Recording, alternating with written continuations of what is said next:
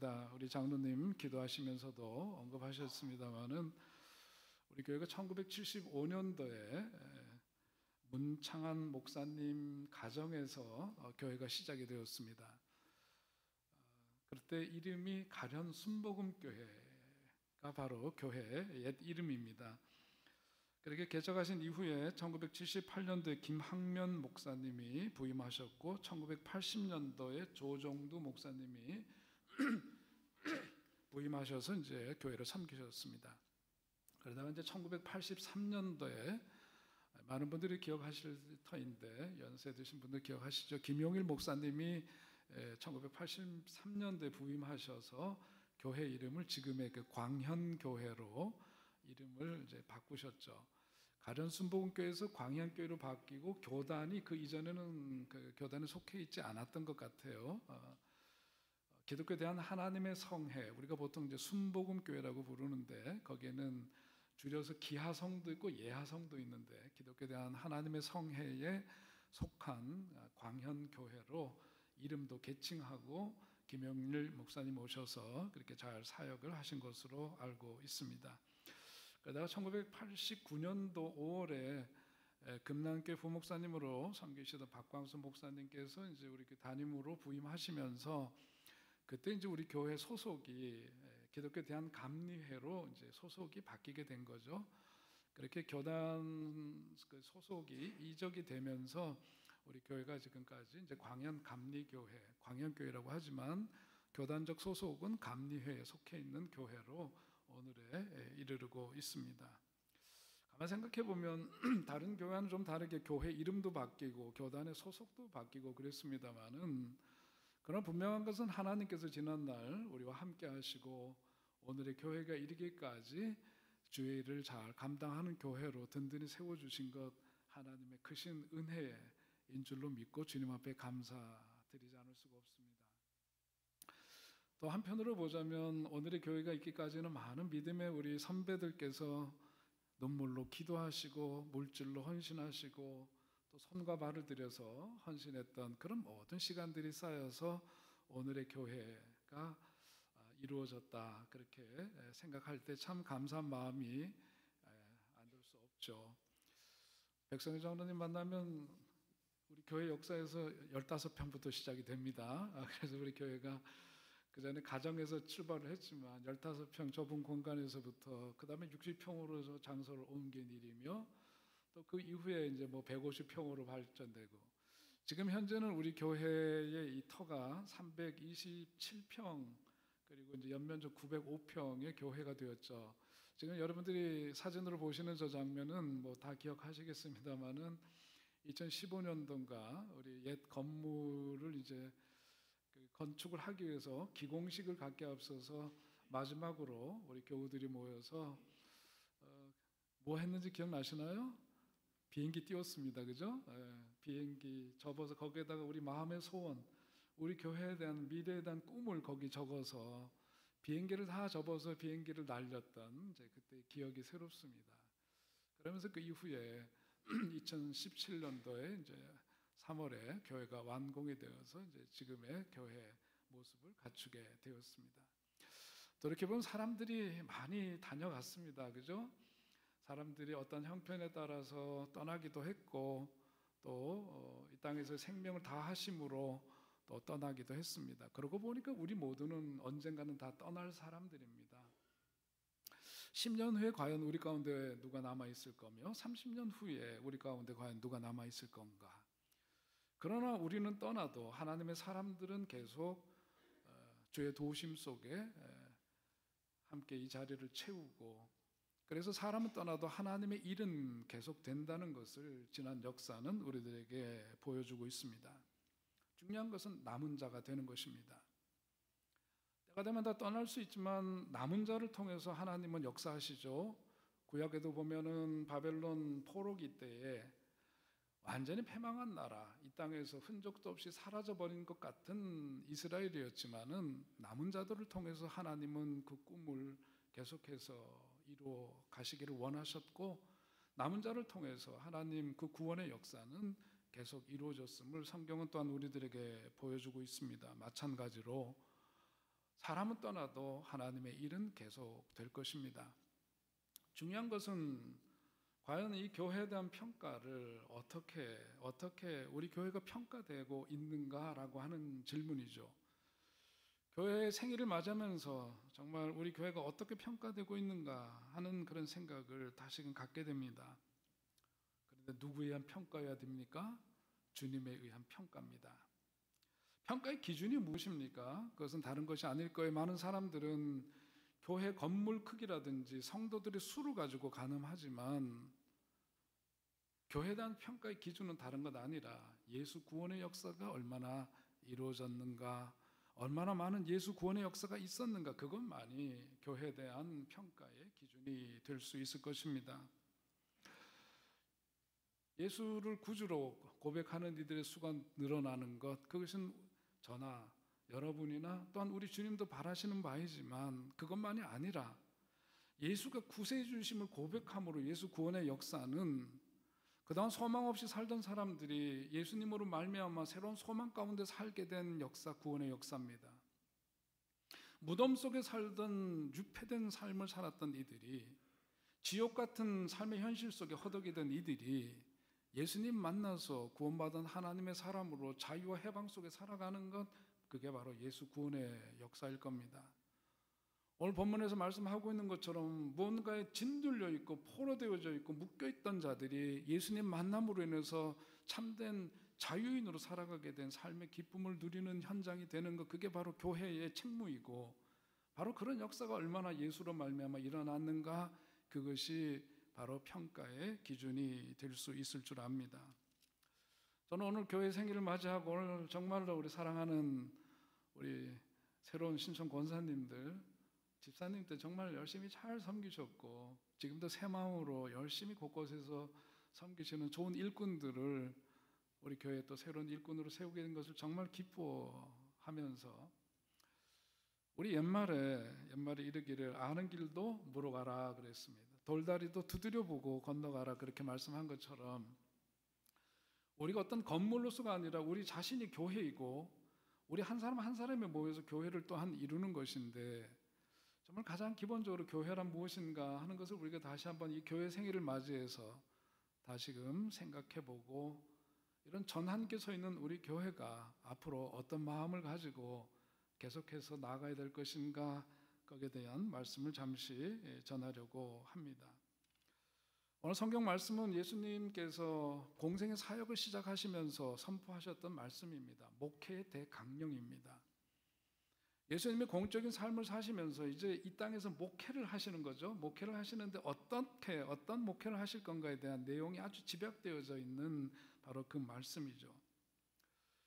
거기에 따라서 우리는 이 교회라고 하는 것은 양면성이 있습니다. 죄 많은 인간들이 모여있는 집단이면서 한편으로는 뭐냐면 그리스도의 몸이라고 일컫습니다. 이유는 다른 것이 아니라 우리 한 사람 한 사람을 뜯어보면은 우리들 속에 죄성이 있고 우리는 여전히 많은 허물과 연약함을 갖고 있지만은, 그러나 우리 속에 내주하시는 우리 주님, 그래서 우리 자신은 여러 가지로 허물도 많고 연약하고 죄 많은 인생이지만은 우리가 예수를 구주로 고백하였기 때문에 우리 안에 내주하시는 그분은 바로 우리 주 예수 그리스도, 그 거룩하신 분을 우리가 모시고 있기 때문에, 그래서 사도 바울은 우리를 일컬어서 우리의 몸은 거룩한 하나님의 성전이라고 그렇게 표현을 했죠. 그래서 우리들 한 사람 한 사람이 그 거룩하신 주님을 모이고 있기 때문에 예배당 자체가 거룩한 곳이어서가 아니라 그 거룩한 사람들이 모인 곳이 바로 교회임을 다시금 확인하면서, 우리 교회는 예수님이 보여주신 목회 대강령에 따라서 그런 역할을 감당하기 위해서 교회는 무엇인가를 다시금 생각해 보고자 하는 겁니다. 한마디로 얘기해서 교회는 헬라어로 표현하자면 캐리그마와 디아코니아 그리고 코이노니아, 그것을 이루는 공동체, 그것이 교회다, 그렇게 정의를 내릴 수가 있겠죠. 저는 교회에 대해서 비유를 할 때 항상 이 비유를 좋아하는데, 저는 교회는 식당이라고 표현하고 싶어요. 교회는 고상한 말로 표현하면은 밥상 공동체입니다. 그 집 주인은 하나님이시고 거기 가장은 예수 그리스도시고 목사는 뭐냐? 잘하면 주방장 정도 그렇게 쳐주면 참 좋을 것 같습니다. 캐리그마라고 하는 것은 부활하신 우리 주님을 만나는 예배를 통해서 거기서 선포되어지는 하나님의 말씀을 의미합니다. 캐리그마는 바로 그런 점에서 하나님의 양식을 먹는 것을 뜻하는데, 교회는 무엇보다도 하나님의 양식을 먹는 곳이다 하는 그런 인식이 우리에게 있어야 합니다.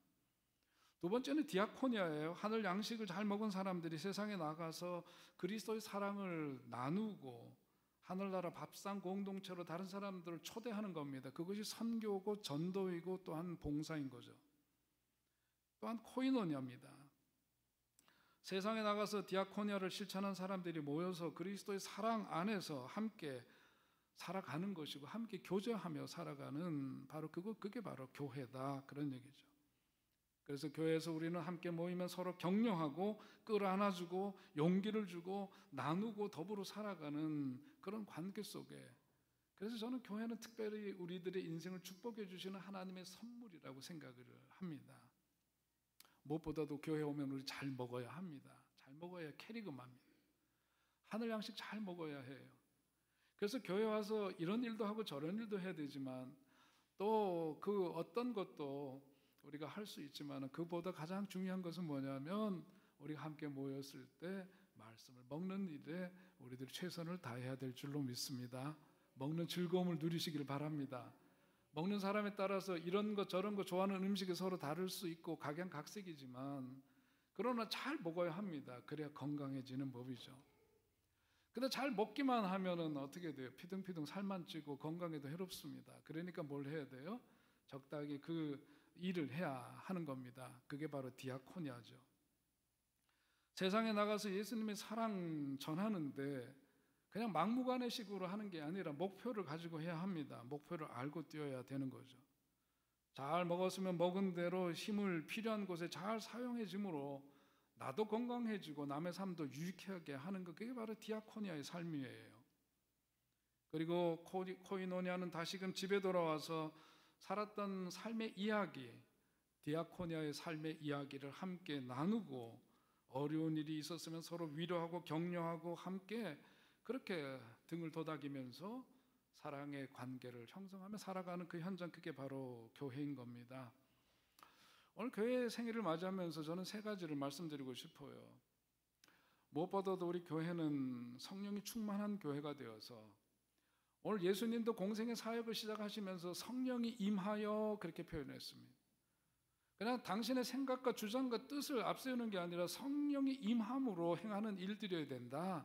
그래야 사람의 어떤 경험과 지식과 판단과 생각이 앞서지 않아야 그것이 하나님의 뜻에 부합한 일이 되고, 교회는 자고로 그러해야 한다. 그래서 성령이 충만한 교회 되어야 합니다. 그러면서 어떤 일을 구체적으로 해야 되냐, 그게 바로 오늘 예수님이 이 목회 대강령에서 말씀하고 있는 바로 그 속에 담겨져 있는 것이죠. 가난한 자에게 복음을 전하고, 그리고 포로된 자에게 자유를, 눈먼 자에게 다시 보게 하는, 눌린 자를 자유롭게 하는 그런 일들을 그리스도의 몸이 되어서 교회가 그 일을 감당하는 겁니다. 그런데 주의 일을 감당하다 보면 그것이 만만치가 않습니다. 우리도 이런저런 모양으로 겪어온 바 있지만은, 오늘도 예수님께서 이런 목회적 선언을 하셨습니다만, 그 이후에 누가복음이 전하는 내용을 보면은 사람들이 우습게 여기는 거예요. 갈릴리 출신이고, 갈릴리 출신 중에서도 그야말로 나사렛, 그 별 볼 일 없는 동네에서 무슨 선한 것이 나겠으며, 그러면서 멸시하고 깔보고 그러죠. 급기야는 오늘 누가복음에 나온 표현을 보자면, 뒤에 가면은 낭떠러지 예수님을 밀어 떨어 죽일 생각마저 하는 그런 현실이 그 앞에 있었음을 성경은 전해주고 있습니다. 그렇습니다. 우리가 주의를 앞세고 하다 보면 별의별 원치 않는 일들을 겪게 되는 법이죠. 느헤미야서도 보면은 성벽 재건을 하는데, 예루살렘 성벽을 재건하는 일은 위대한 일이고 거룩한 일이고 마땅히 해야 될 일이지만, 산발랏이라든지 도비아 같은 사람들이 음해를 하고 죽일 궁리를 하고 그러면서 여러 가지 헛소문을 퍼뜨리면서 그 느헤미야의 삶을 곤고하게 만드는 그 이야기를 보여주고 있습니다. 그러나 그럼에도 불구하고 느헤미야는 끝까지 자기의 길을 감으로 예루살렘 성벽을 52일 만에 완수하는 결과를 갖게 되고, 그 성경을 그것을 자랑스럽게 기록하고 있습니다. 오늘 예수님도 그랬습니다. 많은 도전이 있었지만은 30절에 있는 말씀을 보면 그들 가운데로 지나서 가시니라, 그렇게 성경은 전하고 있습니다. 남들이 뭐라고 그러든 예수님께서는 선포하신 그 말씀대로 당신이 가야 될 그 길을 가셨던 분, 그게 바로 예수님이시다. 그것을 보여주고 있는 거죠. 오늘 우리도 그렇습니다. 오늘 우리도 우리 교회가 가야 될 길이 있습니다. 남들은 훈수 두는 일, 애정 어린 표현이라고 하지만 이런 말 저런 말 우리들이 새겨들어야 될 말도 있지만 우리는 우리 교회가 가야 될 길이 있는 거예요. 그 길을 가기 위해서는 우리들에게 필요한 여러 가지가 있습니다. 샌드힐 두루미에 대한 이야기를 보면은 대륙을 건너서 횡단을 하는데 수천 킬로를 날아서 두루미들이 그 대열을 이루면서 그 대륙을 횡단을 한다고 하죠. 그 길고 긴 여정을 가면서 그들은 어떻게 하느냐? 그들은 지도자를 교대로 세운다고 합니다. 항상 그 지도자가 앞장서서 그 많은 바람을 혼자 다 맞으면서 끝까지 갈 수가 없기 때문에 지도자를 교대로 세운다는 거죠. 그리고 그들은 거친 바람을 헤치고 나갈 수 있는 그런 지도자를 세워서 그 여정을 간다고 합니다. 그리고 마지막으로 세 번째 특징은 그 한 마리 새가 인도에 나가는 동안에 나머지 새들은 격려의 울음소리를 내면서 그 대오를 이탈하지 않고 끝까지 그 대륙을 횡단하는 여정에 함께 한다라고 하는 거예요. 우리 광양교회도 지금 어떻게 보면 변화의 길목에 서 있습니다. 여러 가지로 생각해야 될 것들도 많이 있고 그러지만 우리는 우리의 길을 가야 합니다. 우리의 그 길은 어떤 길이냐? 생명을 고귀하게 여기는 교회로서 가야 될 그 길을 가야 하는 거예요.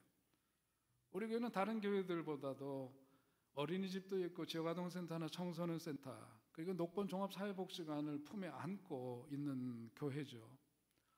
오늘 6월 10일이면 이 수도권에 있는 목회자들을 대상으로 해서 우리 교회에서 서번트 목회 컨퍼런스를 우리 교회에서 갔습니다. 지난해 우리 교회에 와서 은혜를 끼쳤던 유성준 목사님 대표로 있는 서번트 리더십 그 기관과 함께 일을 하려고 해요. 이 시대에 있어서는 뭐냐면 통합 목회, 그 통합 돌봄, 법적인 어떤 그 변화가 지난해 우리가 그 일을 위해서 여러 가지로 운동을 했는데 법적인 이제 그 변화가 생겨서 교회에서도 지역사회 속에서 통합 돌봄을 할 수 있는 그런 그 법적인 장치가 지금 마련이 되었습니다. 그건 어떻게 될지 모르는 거예요. 우리 교회는 그런 점에서 좀 앞서가고 있습니다. 그들을 위한 모판을 까는 일을 하려고 해요. 그것이 6월 10일 날 서번트 목회 컨퍼런스인데 우리 교회에서 품고 있는 모든 시설이나 기관들이 뭡니까? 그 하는 이유가 다른 게 아니에요. 생명을 고귀하게 여기기 때문입니다. 영원히 구원을 받아 하나님 나라 천국 시민 되는 것 중요하면서 동시에 이 땅에서 살아가는 이들의 그 한 생명 한 생명을 귀하게 여기는 교회, 우리 광영교회, 그것이 변함없는 우리의 목회적 가장 귀한 가치가 되어야 할 줄 믿으시기 바랍니다. 또한 우리 교회는 상처를 치유하는 교회 되기를 원합니다. 인간들은 죄 때문에 무지 때문에 서로 상처를 입히고 상처를 입으며 살아갑니다. 그러나 우리 교회는 세상에서 상처 입은 그런 사람들을 서로 끌어안아주고 때로는 손잡아 기도해주고 상처 치유를 감당해주는 그런 교회, 우리 교회가 감당해야 될 몫인 줄로 믿습니다. 그리고 끝으로는 함께 한 목소리로 소리 지르며 나가는 교회 되어야 합니다. 우리가 계속해서 우리 여호수아서의 말씀을 매주일마다 함께 말씀을 나누고 있습니다만은 여리고 성이라고 하는 난공불락의 성은 어떻게 함락되었느냐? 인간의 기술적인 힘으로 능력으로 그 성이 무너진 것이 아니었습니다. 침묵 속에 그 성을 돌라는 대로 돌다가 마지막에 7바퀴째 그들이 한 목소리로 함성을 지를 때 그 난공불락의 성이 함락되었다고 성경은 기록하고 있죠. 마찬가지로 오늘 변화무쌍한 이 시대를 살아가는 우리 교회는 저는 항상 10년 후, 20년 후, 30년 후 우리 교회 모습을 마음속에 생각하면서 목회를 해왔는데 여러분 이 변화의 시기 속에서 우리는 한 목소리를 내어야 합니다. 하나의 함성이 되어야 합니다. 변하는 시기에 많은 교회들의 모델이 되고 모범이 되는 교회 이루어야 합니다. 함께 걷고 함께 소리 지르며 주께서 우리들에게 당부하시고 기대하시는 일들을 위해서 힘차게 전진하는 우리 교회 될 줄로 믿습니다. 그 여정 속에 오늘 좋은 일꾼들을 또한 교회에서 세우게 된 것을 저는 무척이나 기쁘고 감사하게 생각합니다. 앞서서 수고하신 이들이 이제 뒷걸음으로 한 걸음 물러서고 오늘 새롭게 임직하는 분들이 한 걸음 더 앞으로 한 걸음 더 내디디면서 서로가 함께 힘을 합해서 하나의 소리를 내면서 가게 될 때 이 마지막 시대 주님께서 마음껏 쓰시는 우리 광현교회 자랑스러운 교회 되게 하실 줄로 믿습니다. 그런 교회 주역들로 살아가는 여러분 되시기를 주의 이름으로 축원드립니다. 자, 이 시간 우리 권사 취임 예식을 갖도록 하겠는데요.